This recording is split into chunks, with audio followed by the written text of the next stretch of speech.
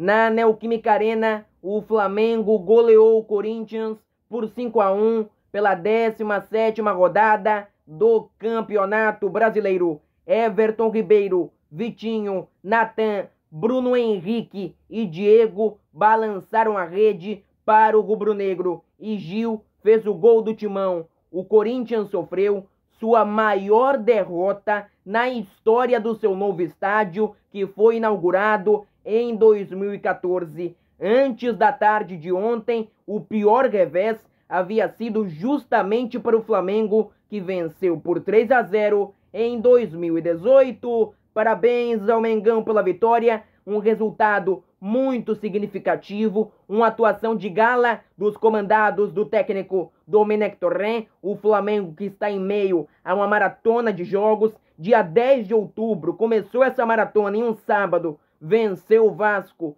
de virada por 2-1 em São Januário. Na terça-feira ganhou do Goiás de virada por 2-1 no Maracanã. Na quinta-feira empatou com o Red Bull Bragantino por 1-1 dentro de seus domínios no estádio Jornalista Mário Filho. E ontem foi à Neoquímica Arena, visitou o Corinthians e fez uma atuação excepcional, uma atuação de gala, um show 5-1 para o Mengão. O Corinthians, mais uma vez, teve uma atuação patética, ridícula. E o pior é que nem foi a pior atuação do Corinthians, porque apesar do resultado de 5-1 ser bastante merecido para o time do Flamengo, o Corinthians ontem até criou algumas situações de gol, alguns jogadores demonstraram até vontade, garra, determinação, mas o abismo técnico é realmente uma coisa inacreditável.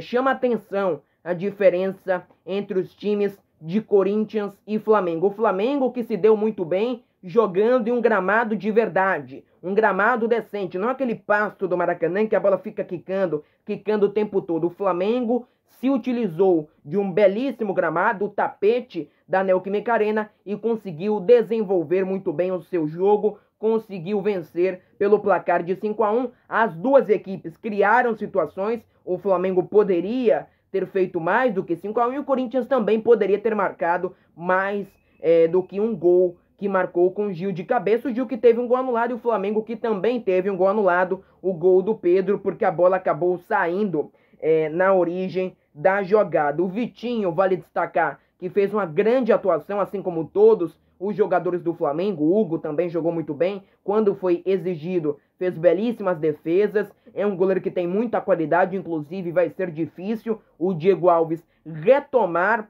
o seu lugar na meta do Flamengo. O Vitinho ontem, ele conseguiu, além de fazer o segundo gol do Flamengo, ele cumpriu um papel muito importante no setor ofensivo da equipe comandada pelo técnico Domenech Torrent. A defesa do Corinthians passou o jogo inteiro batendo cabeça, falhas de marcação, erros na saída de bola, em suma, um grande desastre, e eu avisei para o torcedor não se iludir com aquela vitória, que eu não sei como saiu, contra o Atlético Paranaense. Porque alguém viu algo diferente no time do Corinthians, uma postura, uma organização defensiva? Não. O Walter salvou o time do Corinthians em diversas oportunidades e o time no finalzinho do jogo conseguiu fazer o seu gol com o Everaldo. Nada além disso. O time conseguiu ser efetivo na grande oportunidade que teve, vencer o jogo na Bacia das Almas. Não teve nada de diferente, treinamento, tática, organização, nada. O time continuou jogando muito mal, mas venceu o jogo, chegou aos 18 pontos, foi uma vitória importante, a vitória do alívio. Agora, contra o Flamengo, era esperado que o Corinthians, com todo respeito, levasse uma surra. Era o que se esperava. Infelizmente, não falo com satisfação, porque eu não acho nem legal esses placares elásticos, 5-1, 6-1, 4-1, não. Eu gosto de partidas disputadas, gostaria de ver um 3-3, um 4-4, um 2-2, quem sabe até 1-1, com grandes oportunidades para ambos os lados. É isso que eu gostaria, mas não foi assim. Não foi assim. O Corinthians foi engolido pelo Flamengo, que mostra mais uma vez que, se tiver um gramado de qualidade à sua disposição, pode desenvolver bastante o seu jogo. O Flamengo em meio à maratona, e o saldo da maratona é muito positivo. No dia 10 de outubro começou essa maratona, e ontem, dia 18, que acabou essa maratona, porque agora só joga no meio de semana na Libertadores, o Dom pode poupar. é um calendário que fica mais leve se você comparar com o que o Flamengo teve nos últimos dias, nos últimos dias, né, na última semana. O Flamengo conseguiu, começando a maratona, ganhar do Vasco, ganhou do Goiás e ganhou do Corinthians. 3 vitórias e um empate contra o Red Bull Bragantino. Bons resultados. O Flamengo não apresenta aquele futebol encantador. Ontem até foi muito bem, mas não apresentou aquele futebol de 2019. Mas o torcedor tem de entender que vai ser difícil o Flamengo conseguir apresentar aquele futebol que teve em 2019. Olha, o Gustavo Henrique, melhoras para ele que teve, segundo o Flamengo, um trauma direto no testículo, né? Você vê aquela imagem realmente muito desagradável, e ele acabou sendo substituído pelo Noga, que tem muita qualidade. A qualidade do Noga é absurda. Os jogadores do Flamengo têm muita qualidade. Os garotos que o Flamengo acabou, em parte, descobrindo, né? A torcida do Flamengo, grande parte da torcida descobrindo, porque eles não tinham grandes oportunidades, porque o elenco do Flamengo é muito vasto, mas quando vários jogadores contraíram Covid-19, esses garotos acabaram tendo oportunidades e estão aproveitando muito bem essas oportunidades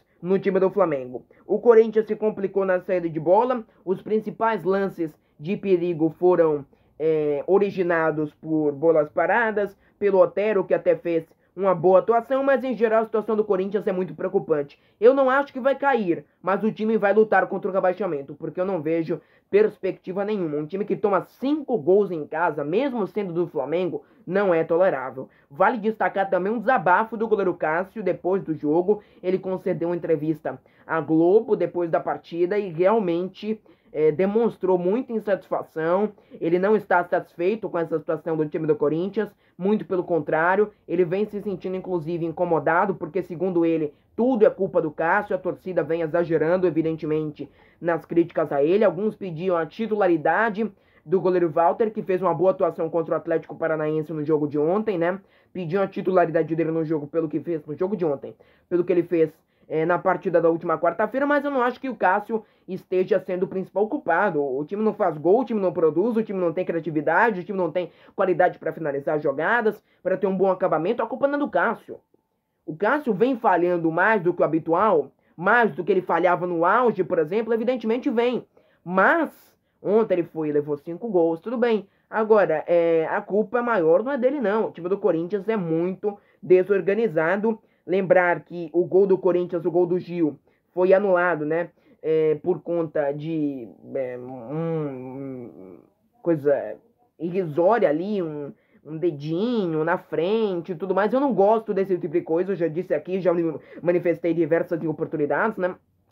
Que eu não gosto desse tipo de coisa, desse impedimento milimétrico. Eu acho realmente que estraga o futebol, mas está na regra, né? A não ser que a regra que foi proposta, né, mudança que foi proposta pelo Arsene Wenger, seja aprovada, e aí sim teria um pouco mais de margem para os jogadores estarem impedidos ou não, porque do jeito que está é muito complicado. Mais uma vez, uma grande polêmica na arbitragem, mas creio que o principal foco do jogo não deva ser depositado na questão da arbitragem, porque realmente o Corinthians não jogou tão mal como jogou em outros jogos, mas foi uma atuação ridícula. Levou 5 gols do Flamengo. O Hugo só conseguiu ser exigido, só fez defesas significativas no melhor momento do Corinthians no jogo, ali no segundo tempo, mas em geral a atuação foi bem ruim. Vale destacar que o Flamengo até abriu o placar aos 9 com o Pedro, mas o VAR impugnou, né, indicou que a bola havia saído no início da jogada, no início do lance, quando o Vitinho roubou a bola na lateral. O Flamengo é um time que com o gramado pode fazer o que fez ontem, uma goleada, uma atuação de gala. No meio de semana tem Libertadores, recebe o Júnior Barranquilla no Maracanã. O técnico Domenech Torrent já falou, já comunicou aos torcedores do Flamengo que deve sim poupar alguns jogadores para esse confronto contra a equipe colombiana. Bem, agora irei comentar sobre a vitória histórica, eu diria até, do Fortaleza sobre o Palmeiras por 2-0, vitória maiúscula do Leão do Pici sobre o Verdão. O Verdão ontem que foi comandado pelo Andrei Lopes, que está completamente perdido. Pobre Andrei, a culpa evidentemente não é dele. Luxemburgo deixou um legado pavoroso, o time vinha degringolando em termos de resultados, né? Porque em desempenho o time sempre esteve mal, sempre degringolou, mas os resultados agora estão começando a ficar um pouco mais negativos, né? 4 derrotas consecutivas, perdeu para o Botafogo, perdeu para o São Paulo, perdeu para o Coritiba e ontem perdeu para o Fortaleza, 2 gols do David. O Fortaleza com um time muito bem treinado, inclusive está na frente do Palmeiras, é 7º colocado com 22 pontos, o time do Fortaleza, 24 pontos, perdão, Fortaleza é o 7º com 24 e 16 jogos disputados. O Palmeiras é o 8º com 22 e 16 jogos disputados. Portanto, o Fortaleza muito bem treinado, muito bem ajustado pelo Rogério Ceni, venceu com méritos, inclusive está na frente do Palmeiras com o mesmo número de jogos na tabela de classificação do Brasileirão, que pelo investimento que faz o Palmeiras é realmente uma grande vergonha estar atrás do Fortaleza, que nada contra o Fortaleza, inclusive muito pelo contrário, gosto muito do time, gosto muito do trabalho do Rogério, como eu não canso de dizer aqui, mas o Palmeiras tem um investimento bem maior, tem um elenco bem mais farto e deveria sim estar na frente do Fortaleza e de várias outras equipes no Campeonato Brasileiro. O Palmeiras ontem teve o Patrick de Paula muito mal, errando muitos passes, inclusive um deles que deu origem ao segundo gol do Fortaleza. Depois do intervalo ele deu lugar ao William, saiu de campo para a entrada do William. O Palmeiras realmente ontem teve o Lucas Lima no início da partida, né? Ele foi escalado como titular. Em suma, o time do Palmeiras está em uma situação muito complicada. Eu quero saber qual vai ser a filosofia, o DNA do Palmeiras, que alguém precisa me explicar qual é o DNA do Palmeiras, que eu confesso para vocês que eu não sei, não tenho conhecimento do DNA do Palmeiras, porque quem busca São Paulo e depois vai atrás de Luxemburgo não tem DNA coisa alguma. Inclusive a impressão é que a diretoria do Palmeiras, o Maurício Gagliotti, o Anderson Barros, entendem zero de futebol. Porque quem vai atrás de São Paulo não busca o Luxemburgo. Com todo respeito, não busca. Agora, as informações que eu tenho dão conta de que o Miguel Ángel Ramírez, técnico do Independiente del Valle, que faz um grande trabalho à frente da equipe equatoriana, é o nome favorito da diretoria para assinar contrato com o Verdão, para ser o novo técnico do Palmeiras, mas o Ramírez, ele que tem um trabalho muito consolidado no Independiente del Valle, quer um projeto de longo prazo, quer garantias de que ele vai ter um tempo para desenvolver o seu trabalho, ele é muito competente, inclusive torço para que ele vá para o Palmeiras, ou se não for para o Palmeiras, que vá para outra equipe do futebol brasileiro, porque é um técnico muito competente e é muito bom quando temos aqui no futebol brasileiro treinadores competentes, e seria mais um estrangeiro, né? As 3 primeiras equipes do Campeonato Brasileiro têm técnicos estrangeiros, isso é importante destacar. Então, não sei se vai acertar com o Palmeiras o Miguel Ramírez, né? Como o São Paulo esteve próximo de um acerto e acabou não acertando. Se o Ramírez não acertar, vamos ver se eles não vão atrás de um Abel Braga da vida, né? Porque é o que tem de ideia a diretoria do Palmeiras, né? Pouquíssimas ideias, são pessoas que não têm nenhuma convicção daquilo que querem para a Sociedade Esportiva Palmeiras. A situação é muito complicada. O time não tem jogadores que estão dando o máximo. Eu não vejo jogadores do Palmeiras dando o máximo, dando sangue, lutando, se esforçando, tendo garra. Não vejo, não vou dizer aqui que eu vejo porque eu não vejo. Não observo nenhuma perspectiva para o time ao longo da temporada. Precisa definir quem vai ser o novo treinador e também precisa dar tempo de trabalho e contratar um treinador que tenha qualidades, tem atributos para agregar ao time do Palmeiras, porque não adianta dar tempo pro Luxemburgo que não vai sair nada. Ele estava no Palmeiras desde o início do ano, não saiu nada. O time não apresentou um desempenho considerável, condizente com aquilo que tem disponível de material humano. Precisa dar tempo para o Miguel Ramírez. Vamos ver como vai se ajustar o Palmeiras. Depois, o Andrei Lopes, que estava perdidinho, ele fez a mesma coisa que fazia o Luxemburgo. Ele começou no 4-5-1, o Luxemburgo não começava assim, mas a semelhança é que depois ele colocou mais 2 atacantes no desespero, a mesma coisa que o Luxemburgo fazia. Levava o gol, saía atrás e aí botava 2, 3 atacantes, ficava desesperado, mexia no meio campo, mexia em tudo que é setor do campo, fazia mudanças assodadas de forma completamente desesperada. O time se desorganizava, né, e acabava dando no que deu nos últimos 3 jogos com o Luxemburgo e nesse com o Andrei Lopes. Realmente é uma situação muito complicada do Palmeiras. Na segunda parte do Jornal Sport News, irei comentar mais sobre a rodada do Campeonato Brasileiro, também sobre Premier League e as principais ligas do futebol europeu. Fique com a segunda parte do Jornal Sport News.